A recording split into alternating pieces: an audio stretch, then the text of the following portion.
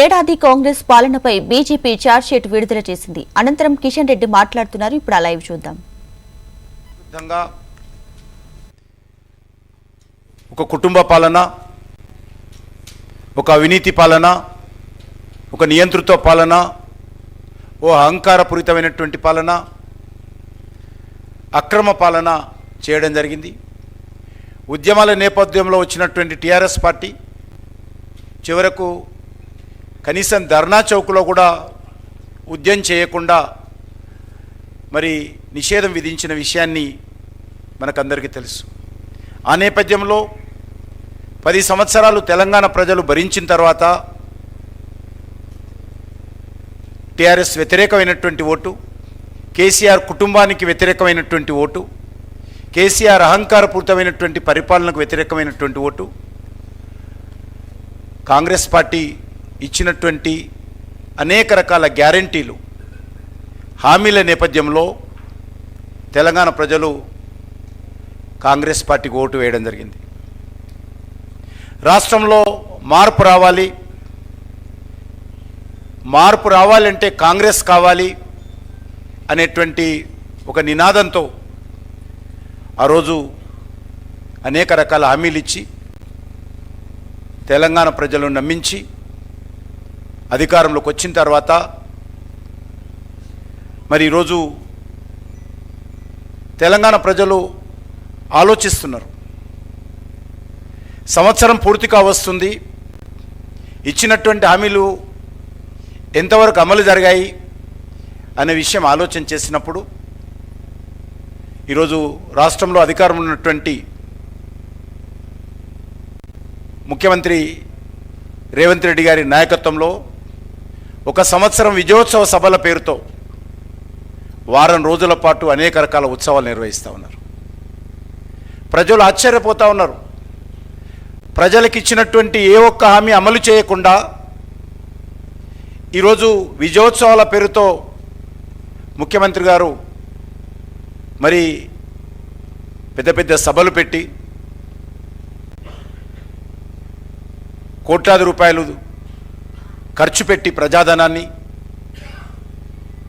సభలు జరుపుతున్నప్పుడు ప్రజలు ఈరోజు మరి తమకిచ్చినటువంటి హామీల గురించి ప్రశ్నిస్తున్నటువంటి పరిస్థితి ఉన్నది.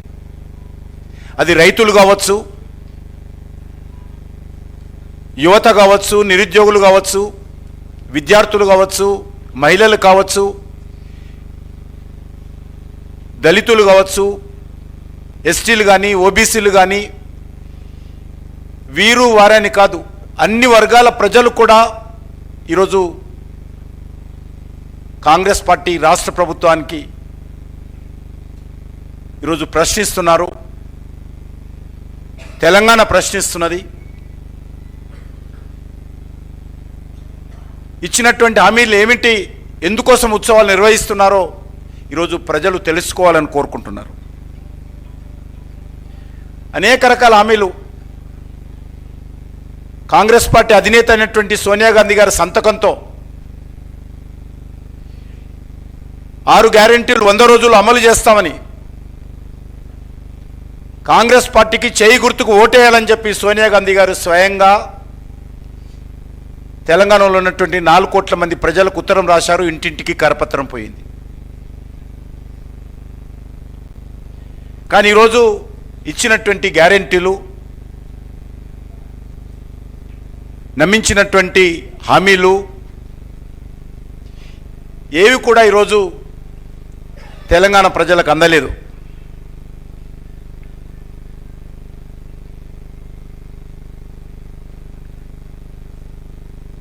ఏడో తేదీ కాంగ్రెస్ పార్టీ ముఖ్యమంత్రిగా ప్రమాణ స్వీకారం చేస్తాం.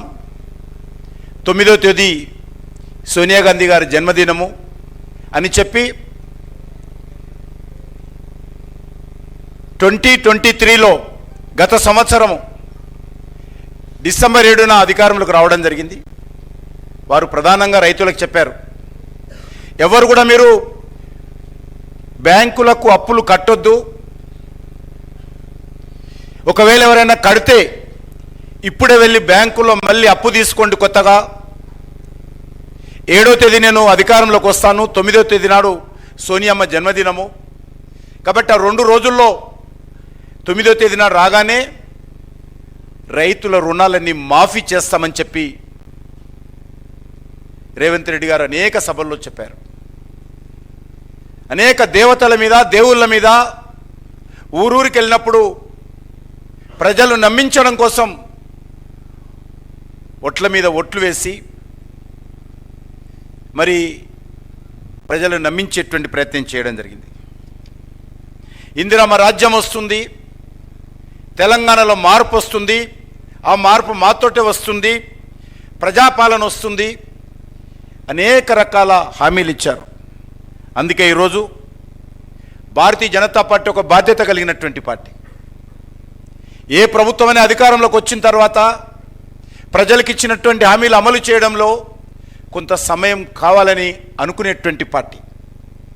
బాధ్యతారహితంగా మిగతా వాళ్ళలాగా మేము మాట్లాడం, బాధ్యతారహితంగా విమర్శించం మేము. అందుకే ఈరోజు ఒక సంవత్సరం పూర్తి కావస్తున్నటువంటి నేపథ్యంలో ఏవైతే 100 రోజుల్లో మీరు పూర్తి చేస్తామన్నారో,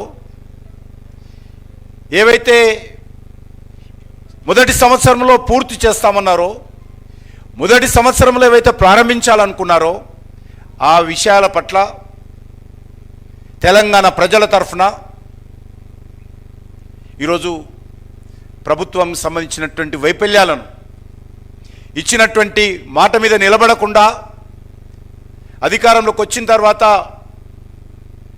ప్రజలకు వెన్నుపోటు పొడుస్తున్నటువంటి అనేక రకాల సంఘటనలను ఈరోజు మేము ప్రజల ముందు పెట్టాలనుకున్నాం. అందుకే ఈరోజు రాజకీయపరమైన అంశాలకు తక్కువ ప్రాధాన్యత ఇస్తూ కాంగ్రెస్ పార్టీ ఏదైతే హామీలు ఇచ్చిందో, ఏదైతే డిక్లరేషన్ పేరు మీద ఆయా వర్గాలకు నమ్మించిందో, ఏవైతే గ్యారంటీల పేరుతో సోనియా గాంధీ సంతకంతో ఇంటింటికి ఉత్తరాలు రాసిందో ఆ అంశాలపైన ఛార్జ్షీట్ రూపంలో ఈరోజు తెలంగాణ ప్రజల తరఫున ప్రభుత్వం ముందు పెట్టేటువంటి ప్రయత్నం చేస్తున్నాం.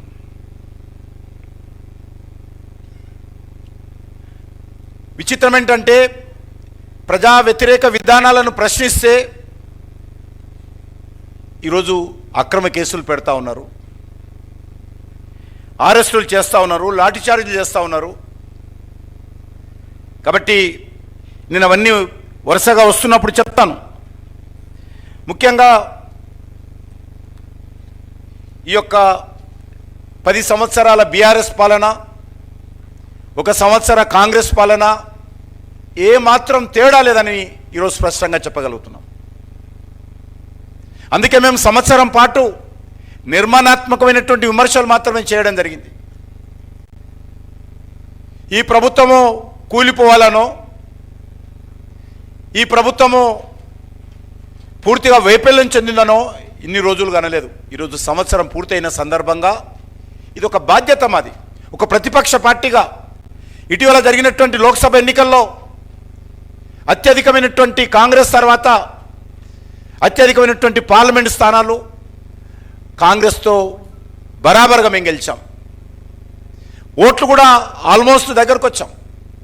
కాబట్టి ఈరోజు ఈ రాష్ట్రంలో ఒక ప్రధాన ప్రతిపక్షంగా భారతీయ జనతా పార్టీ, అధికారంలో ఉన్నటువంటి కాంగ్రెస్ పార్టీని తెలంగాణ ప్రజల తరఫున ప్రశ్నించాల్సినటువంటి బాధ్యత మా పైన ఉన్నది. కాబట్టి తెలంగాణ ప్రజలు ఆ బాధ్యత మా మీద పెట్టారు. కాబట్టి నరేంద్ర మోడీ గారి నాయకత్వంలో తెలంగాణ ప్రజలు భారతీయ జనతా పార్టీని విశ్వసించి 8 పార్లమెంటు స్థానాలు గెలిపించారు. కాబట్టి పోలింగ్ బూత్కు వెళ్ళినటువంటి 100 మందిలో 36 నుంచి 37 మంది భారతీయ జనతా పార్టీని ఆశీర్వదించారు. కాబట్టి ఖచ్చితంగా ఆ ప్రజల పక్షాన నిలబడాల్సినటువంటి బాధ్యత భారతీయ జనతా పార్టీది.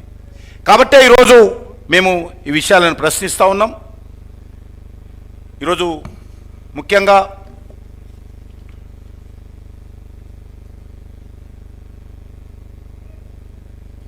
రైతుల యొక్క గోస,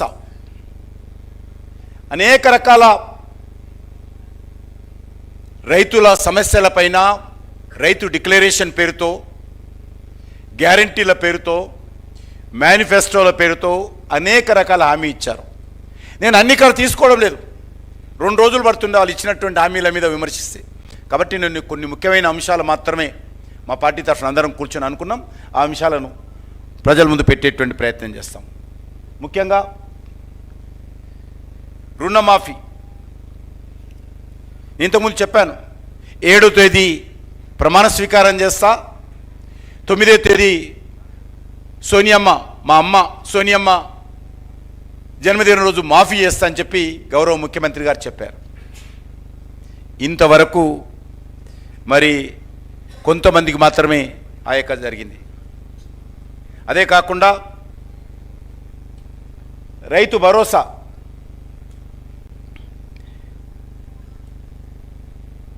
రైతు భరోసా పేరు మీద ప్రతి సంవత్సరం ఒక ఎకరానికి రైతులకు 15,000 రూపాయలు, అదేవిధంగా కౌలు రైతులకు 15,000 రూపాయలు ఇస్తానన్నారు.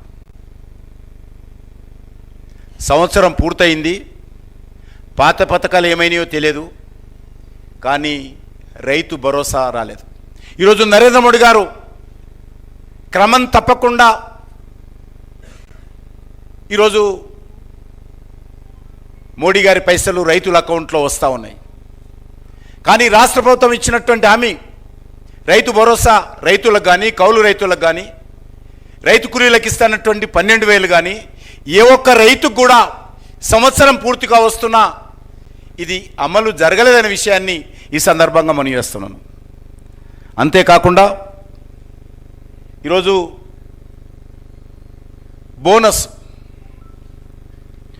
బోనస్ విషయంలో కూడా మరి ఈ ప్రభుత్వము అనేక రకాల హామీలు ఇవ్వడం జరిగింది.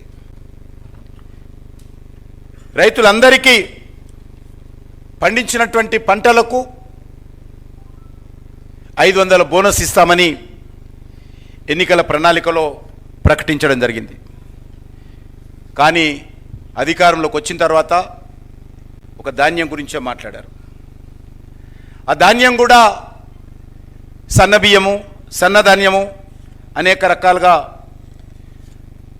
ఈ యొక్క మేనిఫెస్టోలో పేజీ నెంబర్ 8లో 10 రకాల పంటలకు 500 బోనస్ ఇస్తామని ప్రకటించడం జరిగింది.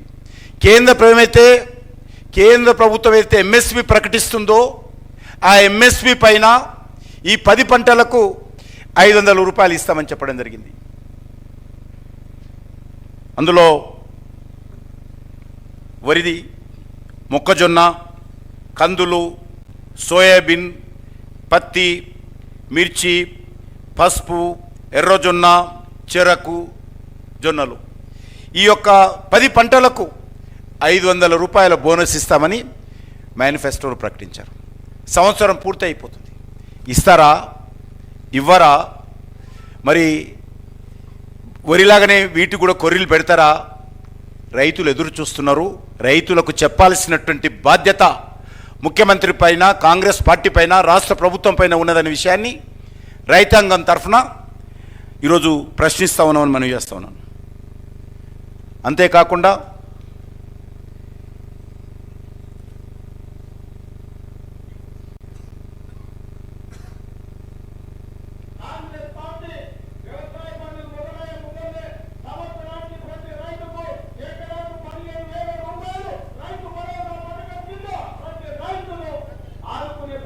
కాంగ్రెస్ పార్టీ తీసుకుంటుంది.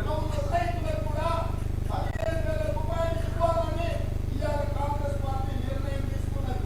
ఇదే కాకుండా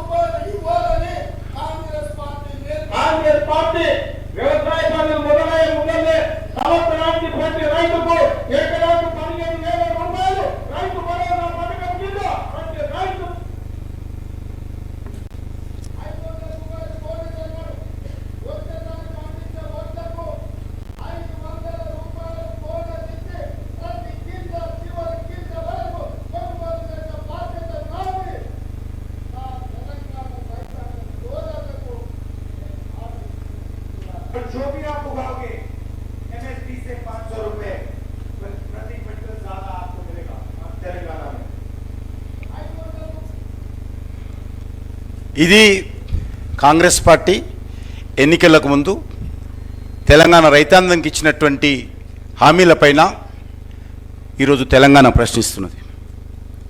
అంతేకాదు ఈ యొక్క 3 లక్షల రూపాయల వడ్డీ లేని రుణం కావచ్చు, లేక అధికారంలోకి వస్తే 2013 భూసేకరణ చట్టాన్ని అమలు చేస్తానని హామీ ఇచ్చారు. కానీ టీఆర్ఎస్ ఏదైతే అమలు చేస్తుందో అదే చట్టాన్ని ఈరోజు తీసుకొస్తా ఉన్నారు. అంతేకాకుండా